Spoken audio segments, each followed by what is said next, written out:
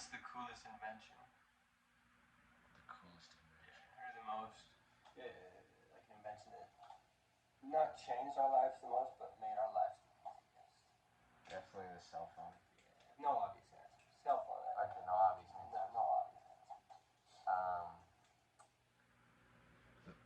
The Industrial Revolution, factory work, machinery. Yeah. Being able to mass produce. Yeah, I think you're right. Not having actual connection, like, because we used to have connections with the things that we made. Yeah. And I feel like that's where a lot of this depressing nihilism has come from. Is from this meaningless stuff. I mean, at least when, like, they say nothing's natural, but when it's human made, it's unnatural. But I think when it's human made, it is natural. I think it's when it's factory made and just mass produced, that's unnatural. Yeah, because totally. there's no connection between you and that object, except for that you can use it for some use. Yeah, we'll go on a tangent on that in a sec. But actually, the Industrial Revolution was really started in Scotland. I forget the guy's name. He was from Leadhill, Scotland, and he realized if you took the same steam engine that powered a train and you turned it on your side, you could now create a steam-operated factory, essentially. Things like to drive belts, to utilize certain power tools back then, essentially. Yeah, that guy was kind of the father of the Industrial Revolution. Yeah. And it's weird. It's like, if it wasn't him, it would have been someone. It seems like no matter what, if it wasn't this dude in Leadhill, Scotland, someone somewhere would have figured that out. Same with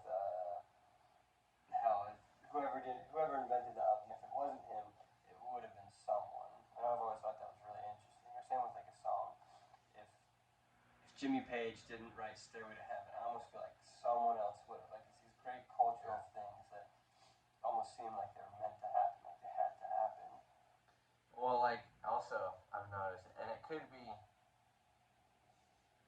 like, with the music part, like, when you're trying to come up with something, and you're playing it, and it sounds really good, and then all of a sudden you realize, wait a minute, that's just this freaking, this other song. It's like, it could be because you've already heard that song, and you just think it sounds good, because somewhere in your brain. It's in there, but, I don't know, I feel like, I agree that eventually, something very similar, if not the exact same, would come. Yeah, especially because, I mean, there's 7 notes in the musical alphabet, and the 8th is just the same as the first, that creates the octave. Yeah, it seems not limiting, because I guess technically it's infinite. There's an infinite amount of melodies to be written, of harmony. Well, you also got to take into account for, like, timing. There's, like, 64th notes, 32nd notes, 16th notes, 8th notes, quarter notes, whole notes, but you could take Stairway to Heaven and play it way faster. It almost changes the whole message of the song. Yeah, you can create the same exact notes and just change the timing, and it's completely different. I think that you could almost look at that like introspectively, like what's your timing of a human? What's your pacing of a human, almost like. So with that same concept, you take a song and it's in this time signature, 4/4 beats for each 4 bars. I don't know what I meant by that. Honestly, I was going somewhere, but I lost it. That happens. I do that a lot. It's hard sometimes when you have such a grand idea to put it into words. Once you start trying to put it into words, you just lose it. It's so complicated. That's what's real interesting, is the fact that we can have these thoughts and these ideas in our head, and then we have some way to formulate them into a sentence. And you can do it very crudely with basic words, but if you have a strong vocabulary and a good vernacular, you can almost, it's like the difference between drawing like a stick figure and then like a photorealistic painting. Yeah. You can kind of paint what you're trying to say a lot more gracefully. Exactly. That's really interesting. Yeah. Thoughts are weird. They're nothing like what you're going to say. I mean, some of them are, but like ideas, it's not like you have every single word thought out from point A to that finish. You know? Yeah, well, it's just kind of like that's what I was doing.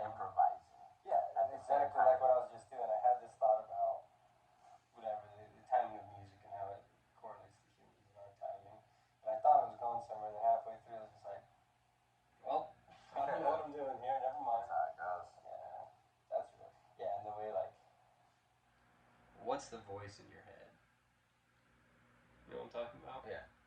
It's not my voice, and it's not even really a voice, but there's something in our head that, like when you're reading to yourself, not out loud, there's that voice in your head, and that's, I don't know, that's always kind of weird. I picture it as like my singing tone of voice. Exactly, you know, but there's no tone to it. It's not even the voice. It's just you thinking.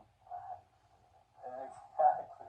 How do you hear it? It shows that we don't really know anything about ourselves, at least as much as we think we do about ourselves. Well, that gets into the whole topic of, is there a spirit in us? Is there something divine, or is this all just, I think, nothing floating through vast emptiness? We're just this crazy circumstantial accident. I don't know, man. I mean, that's the question as old as time. God, it almost seems like it's something inherent in us. What did they say in the show we listened to last night? Religion is for stupid answers for stupid questions. Yeah. Or maybe a simple answer for simple questions. But yeah, I mean, you go back to some of the earliest recordings of humans, and they were still having similar conversations about the existence of God and what this all means, spirituality.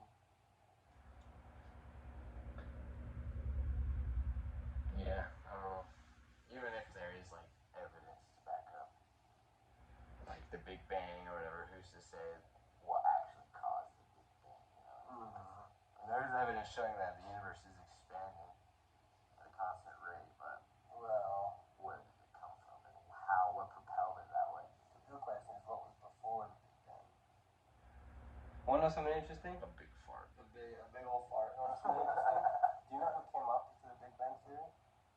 No. Catholic priest, oddly enough.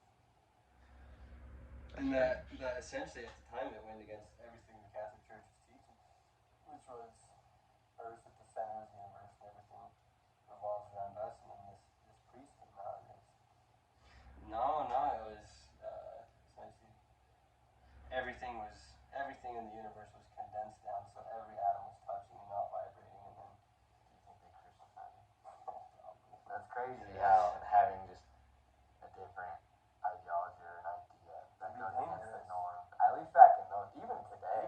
Ideas can be very different. But like especially back in those days, they stone you, say you're crazy. Well, yeah, look at Socrates. Yeah, they forced him to drink hemlock because he was going on about these things, and they told him shut up or die, and he said, you can't force me to shut up. I'll always have the power of my voice, and I'll always use it. And there's this interesting story about that where, because Socrates, he had these, I don't call them followers, but he had these younger people who were kind of his, not proteges, not apprentices, but fans essentially. They liked his philosophy, and when this was all going down, they started crying. We're gonna miss you so much. Why don't do it? You don't have to do this. You can leave. You can run away. And he goes, why are you crying? Like, you guys should know this is all temporal. Like, this is just a shell. This is a shell forming. This isn't my true self. I'm something much greater than my body. And I think partly he was kind of talking about ideas because ideas, it's not a physical thing you can grab. It's not something you can take and put in a jar and, okay, there's this idea. It's exactly what it is. It's this. It's almost like a spark that can start a